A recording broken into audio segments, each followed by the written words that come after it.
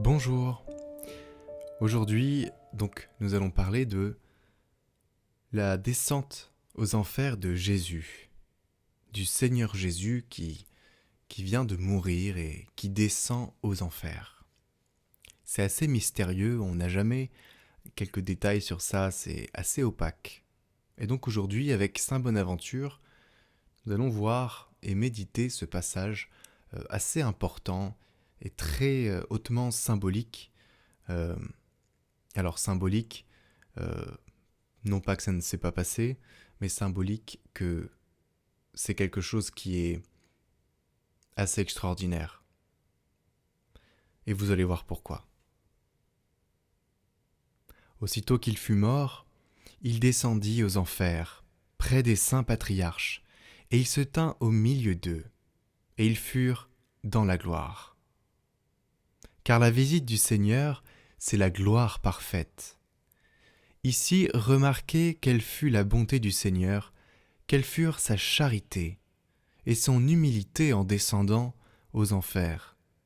Il pouvait en effet se contenter d'envoyer un ange pour délivrer ses serviteurs et les lui présenter là où il voudrait, mais son amour infini et son humilité ne l'eussent pas souffert. Il descendit donc lui-même, le maître de toutes choses, pour les visiter non comme des serviteurs mais comme des amis. Et il y demeura avec eux jusqu'au dimanche vers l'aurore.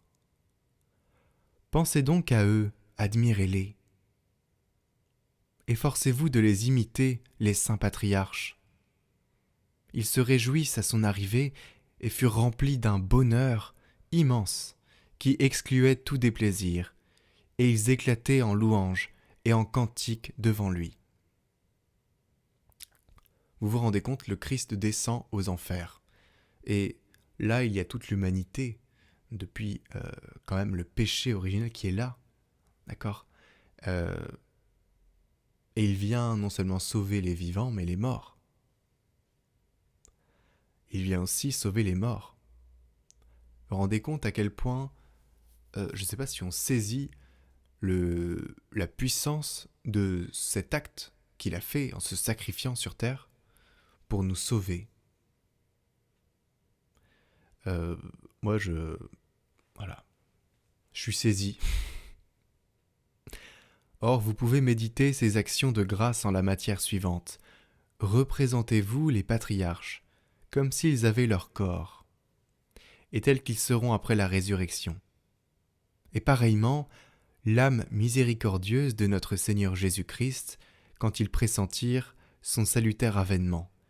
Ils allèrent joyeusement au-devant de lui, s'exhortant les uns les autres, et disant « Béni soit le Seigneur Dieu d'Israël, parce qu'il nous a visités. Levez vos têtes en haut pour voir votre Rédempteur qui arrive. Lève-toi, lève-toi Jérusalem, délie les liens de ton cou. Voici le Sauveur qui vient nous délivrer de nos chaînes. Prince, ouvrez vos portes, portes éternelles, abaissez-vous, et laissez entrer le Roi de gloire. Nous vous adorons, Christ, nous vous bénissons, notre Dieu bien-aimé. » Et, se prosternant, ils l'adorèrent en grande joie et en toute allégresse. Considérez-les donc comme ils se tiennent avec révérence et jubilation, le visage éclatant de bonheur, et comme ils persévèrent dans leurs actions de grâce, leur joie et leurs cantiques au milieu des limbes, jusqu'à l'aurore du dimanche. C'est un passage qui nous rappelle les rameaux. Venez, rameaux à la main, ouvrez les portes éternelles, qu'il entre le roi de gloire. Eh bien, c'est un lien qui est fait avec les rameaux et sa descente aux enfers et la probable louange et l'adoration de ceux qui accueillent leur sauveur. Voilà, donc les rameaux, c'est comme une préfiguration de cet événement, la descente aux enfers, où il vient sauver les vivants, hein, c'est les rameaux, et les morts, c'est la descente aux enfers. Et c'est l'acclamation, c'est la joie. Souvent, on pense que par exemple, les âmes du purgatoire, euh, qu'elles sont tristes. Oui, c'est vrai qu'elles sont tristes, mais elles louent. Elles louent le Créateur. Elles sont pas en communion avec lui parce qu'elles ne peuvent pas encore, mais elles le contemplent, d'accord? Donc, ces âmes-là, c'est pareil. Elles exultent de joie, de se savoir sauvées. Et les âmes du purgatoire, aujourd'hui, c'est pareil. Elles sont en purification, donc elles exultent aussi, elles peuvent exulter aussi de joie. Voilà, moi je trouve ça très intéressant de voir qu'en fait, euh, tout est, tout est lié, c'est incroyable. Alors le Seigneur les fit sortir des enfers, et marchant glorieusement devant eux, les fit entrer dans un paradis de délices. Vous devez à Jésus-Christ toute votre vie, parce qu'il a sacrifié sa vie pour la vôtre, et qu'il a souffert d'atroces tourments pour vous éviter de les subir dans l'éternité. La miséricorde est dans le Seigneur, et la rédemption est abondante en lui. Oui, certes, elle est abondante, puisque c'est non pas une goutte, mais un fleuve de sang qui a largement coulé par les 5 plaies de son corps. Qu'a-t-il dû faire pour nous qu'il ne l'ait accompli? Il a rendu la lumière aux aveugles, délivré les prisonniers, ramené ceux qui erraient, réconcilié le coupable. Qui donc ne marcherait pas, ne courrait pas volontiers à sa suite, puisqu'il dégage de l'erreur et efface les fautes, donne les mérites pendant la vie et en mourant acquiert la récompense.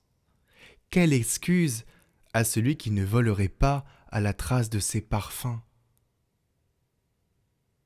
À moins qu'il n'ait perdu tout sens de l'odorat, mais cette odeur de vie s'est répandue par toute la terre. Puisque la terre est pleine de la bonté du Seigneur et que ses miséricordes sont au-dessus de toutes ses œuvres. Celui qui ne sent pas cette essence vitale est partout répandue et n'y court pas, est mort. Mort ou infecté de corruption. Ainsi s'achève notre parcours de carême. Aujourd'hui, nous avons vu le dernier moment où le Christ n'est pas encore présent dans le monde, parce qu'il n'est pas encore ressuscité, il est dans les enfers, alors il est remonté à la fin, mais nous sommes encore dans ce temps, jusqu'à ce que vous ayez été à la vigile pascale, ou alors à la messe de Pâques, où nous vivons ce temps de résurrection. Pour l'instant, nous sommes encore dans un temps où nous sommes encore en pénitence, un temps où on réfléchit encore, où on se pose beaucoup de questions. Alors pour ce samedi, nous restons aussi dans le silence et nous mettons notre espérance dans le Seigneur. Essayons de croire que tout ce qu'il nous a dit durant toute sa vie, durant tous les évangiles qu'il a dit à ses disciples et qui n'ont pas compris, pas écouté, peut-être parce qu'ils ne pouvaient pas écouter et entendre à ce moment-là, eh bien, essayons de se rendre compte de la pédagogie de Dieu dans nos vies, comment il a tout amené pour que tout soit accompli, que tout se réalise. Eh bien, c'est un grand mystère, c'est la pédagogie de Dieu, et encore aujourd'hui, il œuvre à cette pédagogie, dans nos temps, dans nos jours, il œuvre avec cette pédagogie pour nous amener vers la fin des temps, et nous avons besoin de nous remémorer, c'est pour ça que nous revivons les années liturgiques à chaque fois, nous avons besoin de nous remémorer l'histoire, toujours. Et je rappelle aussi que la parole est une parole vivante, elle bouge en nos cœurs, elle bouge, nous avons un regard qui change de point de vue, et nous avons des oreilles qui parfois écoutent, parfois sont fermées, et voilà, à l'instar des disciples, on est vraiment, on n'est pas doué quand même, on a plein de messages du Christ, il toque à notre porte du cœur et nous, on fait semblant de ne pas l'écouter, on fait semblant de ne pas entendre, ça nous dérange, on ne veut pas, on le met de côté. Et là, c'est vraiment un temps où on a besoin de se remettre en question. Parce qu'il a vécu ça pour nous. Il a vécu la passion pour nous. Il est aussi descendu aux enfers pour nous. Et là, il nous amène tous au paradis. Alors, nous, on n'est pas encore dans cette perspective-là. On est en pèlerinage sur Terre et nous avons encore un long chemin à faire pour certains. D'autres sont plus proches. Mais il faut toujours se remettre en question et toujours laisser la parole infuser en nous. C'est pour ça que cette chaîne YouTube Catoglade est importante pour que la parole vivante, pour qu'elle infuse en vous et pour que, un jour, vous ayez une révélation. Ça peut être 100 jours après avoir commencé à écouter Catoglade tous les jours que vous ressentez quelque chose, c'est évident tout à coup. Eh bien, toute l'histoire aujourd'hui est condensée en cette semaine sainte où tout est rappelé, tout est revécu. On vit la fin d'un temps, de l'Ancien Testament, et il en crée un nouveau, il sauve les enfers, voilà, et tout quelque chose de tout nouveau, et c'est la Pâque nouvelle, et là, on va vraiment vers la fête.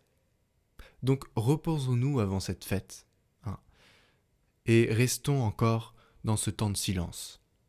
Alors je vous dis à demain pour la Pâque.